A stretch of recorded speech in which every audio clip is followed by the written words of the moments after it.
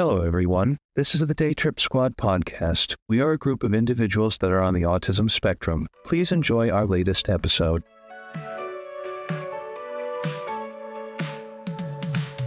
Tune into the Day Trip Squad where the vibe is always right. Live for people linking forever. We're shining a bright light on young adults with autism, sharing stories, having fun. Join us, won't you? The adventure's just begun.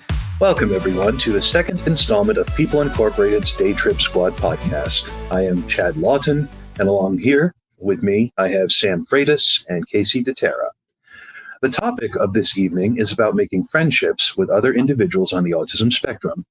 Ready for the questions, gentlemen? Yes. I was glad to hear it. Now, starting with you, Sam, what are the obstacles you've faced in your life making friends with people also on the autism spectrum in terms of communication? Easily, it would just have to be my built-in detachment and an inter-autism thing, but a general kind of factor.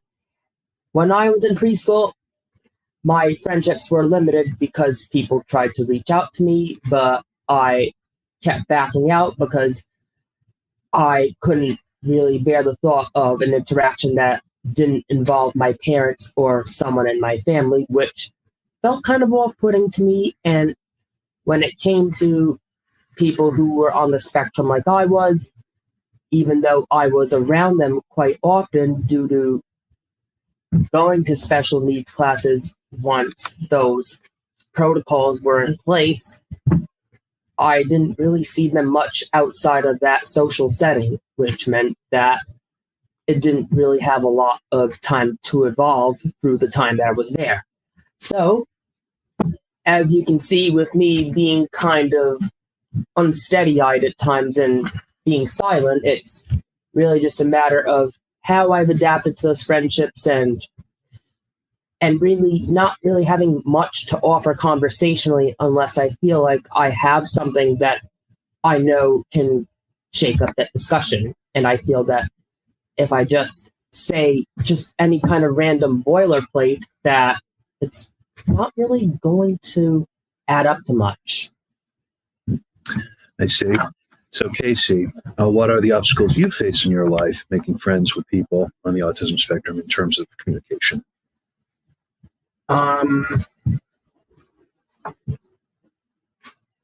Let's see.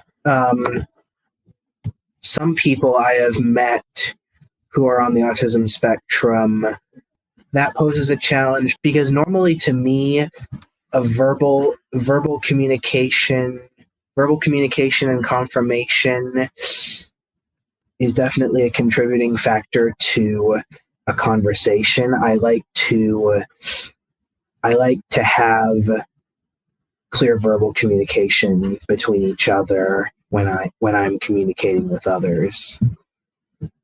I couldn't agree more. If I may continue with you, Casey, as a follow-up question, what are the benefits of having something in common with someone when socializing with others that are on the autism spectrum? I feel as though the benefits can be quite rewarding. Given that I'm on the autism spectrum as well, knowing that once I establish a good friendship with someone, it feels very meaningful. It feels very meaningful knowing that I feel comfortable having a conversation with my fellow friend, and it pretty much it makes a friendship feel very meaningful that way. Well put. So now I would like to ask Sam the same question. The question again is, what are the benefits of having something in common with someone when socializing with others that are on the autism spectrum? Well, the easy thing I can say is once that commonality is established, there's certainly a gateway for that conversation to open up and continue the chemistry long term. And something that I didn't bring up on the first question that I feel would be core to understanding that is if you notice me in a lot of conversations, not as often much of a conversation starter because I wait for somebody else to bring up a given subject before I can confidently talk about that myself, because then I feel that instead of just taking a shot in the dark, that I know somebody with more confidence on that than I am has opened that up. And when I feel that I'm able to share that interest, suddenly the coast is clear for me. And I feel more confident knowing that somebody's revealed themselves. Yes, indeed, gentlemen, both confidence and comfort. Very valid points, which I think makes this next question more relevant. So, beginning with you, Sam, how have you grown over the years in making friends with people that are on the autism spectrum? Well, that's a really good point.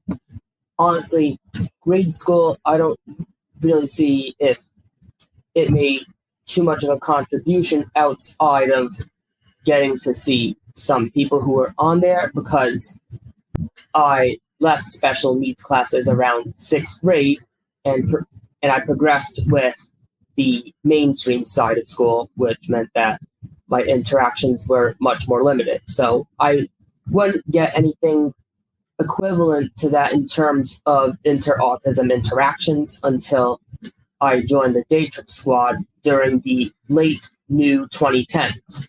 And so what that eventually led up to my office manager position here at People Incorporated Family Support Center, which allowed me to galvanize those friendships further. And having a Day Trip Squad means that I'm able to work in more of those social contexts with friends in that community. And of course, I still have a lot of personal hurdles and biases that I need to work past if I want to see that evolve. So sometimes I got to get myself out of the way.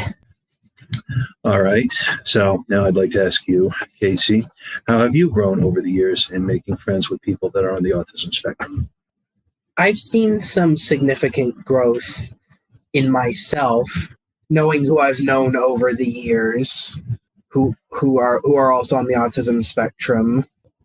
I have had the experience of learning lessons due to certain social interactions I've had with particular friends on the autism spectrum, and I've learned some lessons over the years. At one point, I did have to accept rejection from a fellow friend of mine that I used to have. So that point alone ties into my point at this moment of learning lessons on how to socialize and interact with my fellow friends. Yes, certainly. Learning and growing is very important. Self-awareness, self-improvement, key. Now, gentlemen, this next question, whoever would like to go first. The question is, what in your mind is the definition of a friend? Sam? If you were to ask me, and since my time around friends, technically speaking, and especially compared to people who are not on the spectrum, is relatively scant because, again, of the so-called backing out reasons that I mentioned, but that's beside the point. So how I would go to define a friend is somebody that has something in common with you, shares an interest in you, and you have that same interest in return. And when there's that common connection, that's a critical point because it doesn't feel superficial. That it doesn't feel like one person is just having you there as just company for the sake of company, and there isn't any kind of reciprocation. Well put. Casey, your thoughts, if you like. Yes, I agree with everything Sam just said in what the definition of a friend is, and I would also add on that your friend may be someone that you look up to for many things. One of those things I would also say you'd be able to sympathize with, and you'd be able to relate. You'd be able to relate to problems that each of you have had before. And I definitely see that a key thing when knowing you can trust someone as a friend. Exactly. So on the subject of friends, the next question, whichever of you would like to go first, how does it make you feel when someone changes plans or decides to cancel on you as a friend? Casey? Yeah, I will say that especially if your connection was very meaningful to you, when facing rejection from this person, it can definitely feel like a devastation. It can be heartbreaking, and some things along those lines. Sam, do you have the thoughts? Well, reneging in friendships tends to be multifaceted because it's a case-by-case basis. Not every single time it's going to be because the friend never intended on keeping their promise or there was a conflict of interest, but simply put, that every now and again, that something came up or something was forgotten until now that forces the friend to step away for a bit, and whether that's communicated clearly or not is another thing altogether. But again, sometimes it's something that has to be examined before you make a conclusion and say that this guy really isn't your friend after all, because you've only spent so much time to judge before you make that leap and cut the cord. So leaving that there. Exactly. I've had similar experiences, but on a different subject, but still in the same in terms of friendship. Next question, whoever one of you would like to go first, is, has the Day Trip Squad helped you make friends? Casey? Absolutely, it has. Our Day Trip Squad has definitely helped me with making friends when I'm signing up for these events. It gives me an opportunity to go out and do recreational activities with my friends, because I find that when I participate in the events with the Day Trip Squad, it definitely helps me with keeping strong relationships with my friends, and I definitely find that a very beneficial thing in my life. Very well. Very nice. Sam, would you like to close with your thoughts? Absolutely. So, of course, what I can say is prior to the Day Trip Squad, I've been on several extracurricular activity groups in the similar vein that would help me to broaden context with other individuals. But again, as I said earlier, People Incorporated is where that consistency started to truly galvanize, and the first time that I would get a paying job because of it, which means that in being able to trying to carve out those relationships, I would do so in a way that wasn't denigrating to myself. And although I'm far from the most conversational person on a daily basis, the very thought of being able to spend that time around comrades is a very relaxing thought. And I say in a healthy way because I'm kind of glad I grew up an introvert, because anyone can say that growing up a teenager in a lot of other environments would lead you to go to parties with drinks and questionable substances, and thank goodness I wanted no part of that, so it allowed me to not give in to peer pressure so easily. And so far, I'm not really feeling any kind of serious peer pressure in these contexts. Very good answers, gentlemen. But that's all the time we have on this episode, so thank you everyone for listening and have a wonderful day. Arrivederci.